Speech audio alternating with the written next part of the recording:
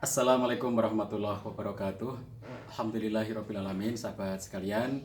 Pada kesempatan kali ini kita bertemu dalam kelas perdana Wonderful Family. Kita alhamdulillah bisa bertemu walaupun hanya di grup ya, sahabat sekalian.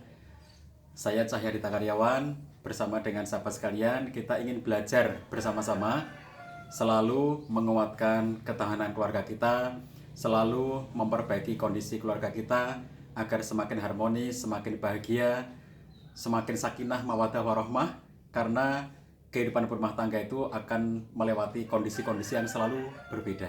Itulah sebabnya mengapa kita harus selalu belajar terus-menerus, tidak pada hentinya. Saya membawakan satu teori dari Duval dan Miller tentang 8 tahapan hidup di dalam keluarga, yang diawali tahap 1 itu adalah tahap di mana seorang laki-laki dan perempuan menikah, mengawali membantu hidup baru. Tapi tidak begitu lama mereka akan ada kehamilan, lalu ada anak, maka mereka memasuki tahapan yang kedua di dalam kehidupan berumah tangga. Tahap di mana mereka sudah memiliki anak sehingga mereka sudah mulai terbagi perhatiannya, bukan hanya antara aku dan kamu. Kalau pada level 1 ini antara aku dan kamu, tapi pada level 2 ini ada aku, ada kamu, dan ada anak kita.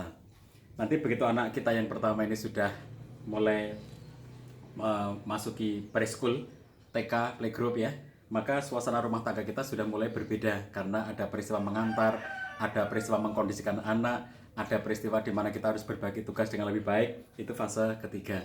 Nanti fase keempatnya ketika anak pertama kita sudah mulai masuk SD. Fase keempat ini ketika anak kita sudah di SD, biasanya di rumah tangga itu sudah ada adiknya. Bahkan dalam beberapa keluarga yang memiliki banyak anak, anak pertama masuk SD, anak keduanya TK, anak ketiganya playgroup, anak keempatnya masih digendong, misalnya begitu ya. Maka fase keempat ini menurut Duval Miller, dia berada dalam situasi sangat-sangat rempong, sibuk secara teknis. Kemudian ketika anak yang pertama sudah menganjak SMP dan SMA, maka mulai ada remaja di dalam rumah kita. Maka keluarga sudah masuk fase kelima. Berbeda lagi situasinya, berbeda tantangannya, berbeda yang dihadapinya, berbeda konsekuensinya. Maka di fase kelima kita mulai belajar bagaimana menjadi sahabat bagi remaja dan bagaimana kita bisa berinteraksi dengan remaja. Fase keenamnya adalah ketika anak-anak sudah mulai kita launching. Anak-anak sudah mulai berada dalam satu fase di mana mereka bekerja atau lulus kuliah. Kalau dalam bahasa Duval Miller ini lulus SMA sudah dianggap fase launching, melepas ya. Tapi kalau dalam keluarga di Indonesia yang mayoritasnya muslim, biasanya pelepasan launching itu ketika mereka menikah. Begitu menikah maka mereka hidup sebagai rumah tangga sendiri. Launching, pelepasan, fase ke-6 di mana kita mulai melepas satu persatu anak-anak kita sampai semua yang dilepas itu habis. Keluarga masuk fase ke-7 di mana tinggal suami dan istri berdua lagi.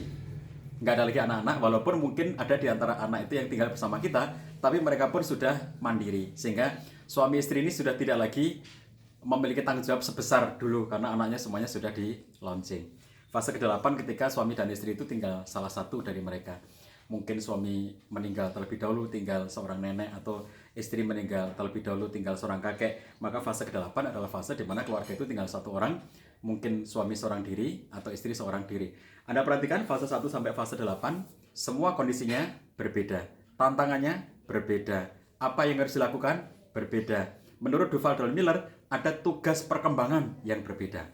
Itulah sebabnya kita harus selalu belajar. Mari terus-menerus belajar, sahabat sekalian.